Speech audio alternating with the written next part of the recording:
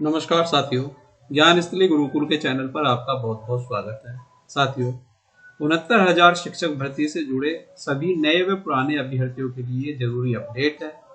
यदि आप यह जानना चाहते हैं कि आपका IA लगा है या नहीं, तो आप इसे बहुत ही आसान तरीके से ऑनलाइन चेक कर सकते हैं।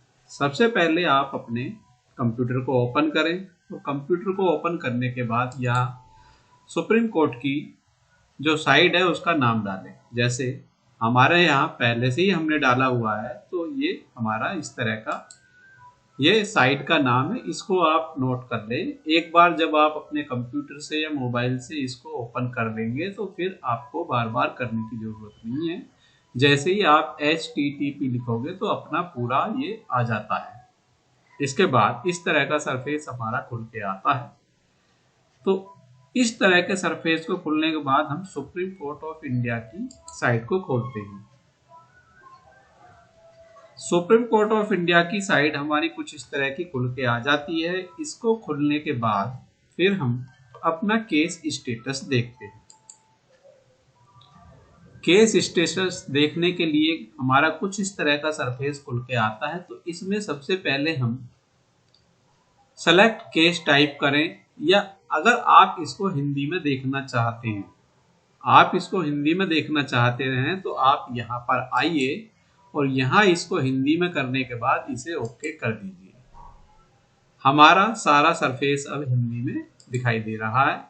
अब इसको क्या करना है, वाद संख्या हमारा ओके है, हमें इसी को देखना है। और इसको फिर हम यहाँ वाद का प्रकार चुने। तो वाद के प्रकार के में हम विशेष अनुमति याचिका देखते हैं। विशेष अनुमति याचिका हमारी सिविल है। वाद संख्या देखते हैं। वाद संख्या हमारा 21,273 है। इसको आप नोट कर लें। 69,000 शिक्षक भर्ती से संबंधित यही वाद संख्या हमें देखना है। सभी अभ्यर्थियों के लिए यही रहेगा। वाद वर्ष 2024 आएगा। कैप्चा कोड हमारे सामने है। फिर इसको भरते हैं। थोड़ा इसको ऊपर करते हैं। जैसे 8 - 1 बराबर, तो यहाँ 7 कर देंगे। अब इसके बाद खोजे पे आ गए। यहाँ अब इस तरह का कुछ सरफेस हमारा खुल के आ गया। डायरी संख्या 38,554 2024। SLP हमारी ये है 021,273 2024। पंजीकृत 12/9/2024 को ये हुआ है। रवि कुमार सक्सेना बनाम उत्तर प्रदेश सरकार के नाम से है। स्थिति इसकी अभी लंबित है, इस पे कोई डिसीजन नहीं आया है। इसको हम यहाँ खोलते हैं। देखें, जब हम इसको खोलते हैं तो कुछ इस तरह का सरफेस हमारा खुल के आता है। अब यहाँ वही सारी चीजें आती हैं। डायरी नंबर, SLP नंबर, ये सारी चीजें हमारी आती है। वर्तमान अंतिम सूचीबद्ध 4/2/2026 को पेंडिंग हमारा ये दिखा रहा है। 19/2/2026 में जो ऑर्डर आया है, अब हमारी आगामी डेट उसके हिसाब से 19 मार्च लगी हुई है। याचिकाकर्ता से ऊपर श्रेणी लिखा हुआ, इन श्रेणियों में हमारी याचिका डली हुई है। इसको आप पढ़ सकते हैं। इसके बाद चलते हैं याचिकाकर्ता के बाद फिर प्रतिवादी है। प्रतिवादी की तरफ से ये हमारे 13 संख्या यहाँ लिखी हुई है। इसमें नाम खुलकर नहीं आ रहा है। इसके बाद याचिकाकर्ता अधिवक्ता सत्यजीत कुमार, प्रतिवादी अधिवक्ता, ये हमारे अधिवक्ता गण है। अब आगे आते हैं। जैसे तर्क प्रतिलेख है, तो इसको ओपन करते हैं। ये ओपन करने के बाद कोई रिकॉर्ड नहीं मिला। तो हमें क्या देखना है, हमारा जो मैन है टैग किए गए मामले, हम सीधा इस पर आते हैं। जब हम टैग किए गए मामले पर आते हैं तो कुछ इस तरह का सरफेस हमारे सामने अब खुल के आने वाला है।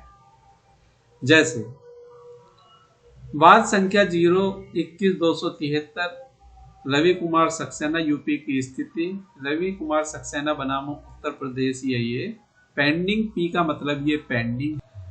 तो ये इस तरह का सरफेस यहाँ दिखाई दे रहा है। इसमें हमारी याचिकाएं जुड़ी हुई है। ये हमारा हिंदी वाला है। हिंदी वाले में हमें सारी चीजें ज्यादा दिखाई दे रही है। अब ये हमारा यहाँ से आगे चलते हैं। यहाँ से हमारा 2026 ये शुरू होता है।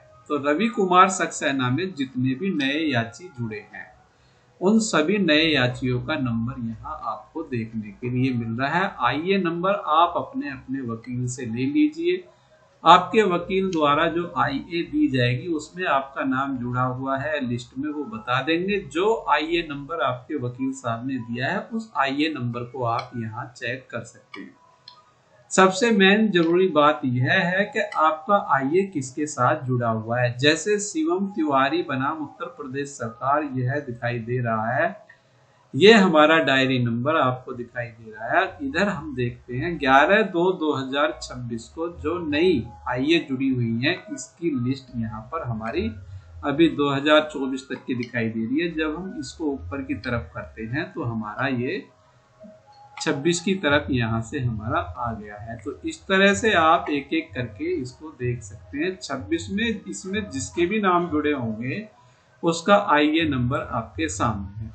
हस्तक्षेप और क्रियान्वयन आपको ज्यादातर लिखे हुए मिलेंगे। हस्तक्षेप का मतलब यह है जब किसी बात में कोई डिसीजन आ रहा है और हम उसमें याची नहीं है लेकिन हमारा हित उससे प्रभावित हो रहा है तो हम उसमें हस्तक्षेप आईए डालते हैं। क्रियान्वयन का मतलब यह है ऐसे याचिकाकर्ता जो पूर्व में दिए गए उच्च न्यायालय के डिसीजन को यथा स्थिति में रखवाना चाहते हैं और नियम के अनुसार है तो उसके लिए क्रियान्वयन शब्द का प्रयोग किया है। दोनों चीजें मैंने आपको बता दी।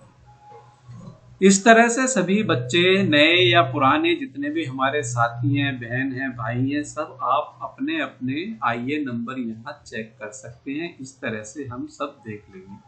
इसके बाद अगला डायरी नंबर हमारा आ गया है। डायरी नंबर संदीप तिवारी बनाम उत्तर प्रदेश है। तो इस तरह से 11/2/2026 में जो जुड़े हुए हैं उनके नाम इसमें आ जाएंगे। उनके आईए नंबर इसमें हैं। आईए नंबर के अनुसार समझ लो आपके नाम इसमें हैं। तो इस तरह से आप देख सकते हैं। ये साथियों 69,000 शिक्षक भर्ती से जितने भी हमारे भाई इस मामले में सुप्रीम कोर्ट में जुड़े हुए हैं सभी के लिए यह जानकारी बहुत ही उपयोगी है। अपना आईए नंबर जरूर चेक कर लें और यदि किसी के उसमें डिफॉल्ट आया हुआ है, डी यदि लिखा हुआ है डिफॉल्ट, तो उसको अपने वकील साहब से कह के जल्द से जल्द सही करा लें। बहुत सारी आईए में मैंने देखा है डी लिखा हुआ आ रहा है तो डी का मतलब डिफॉल्ट है। ऑर्डर आने से पहले पहले आप उसको सही करा लें।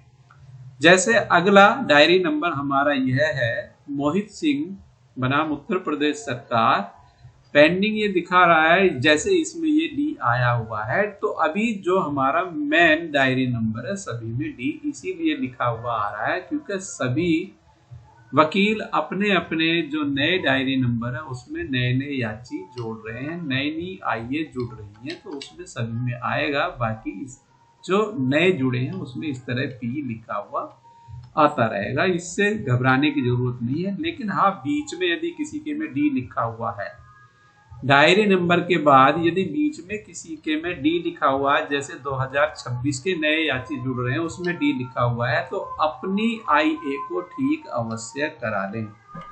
साथियों ये जानकारी हमने इसलिए दी है, बहुत सारे हमारे साथी भाई हमसे कमेंट करके पूछ रहे हैं सर मेरा आईए नंबर नहीं दिखाई दे रहा, कैसे दिखाई देगा। तो अंग्रेजी वाले के बजाय आप यदि हिंदी वाला खोलते हैं तो हिंदी वाले के खोलने के बाद आपको आईए नंबर बहुत सारे दिखाई देंगे।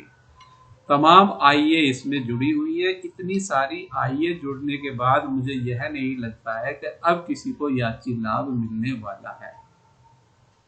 मुझे इतनी सारी आईए जुड़ने के बाद ऐसा लग रहा है कि माननीय सुप्रीम कोर्ट मेरिट के अनुसार ओवरलैपिंग का लाभ देते हुए जो हाई कोर्ट का डिसीजन आया है उसको यथास्थिति में रखेगा क्योंकि इतने लोगों को याची लाभ मिलना संभव सा नहीं करेंगे। जानकारी आपको अच्छी लगी तो वीडियो को लाइक कीजिए, वीडियो को शेयर कीजिए और यदि आपने हमारा चैनल सब्सक्राइब नहीं किया है तो चैनल को सब्सक्राइब कीजिए। वीडियो के साथ मिलते हैं, तब तक के लिए जय हिंद, जय भारत, धन्यवाद साथियों, आपका दिन शुभ।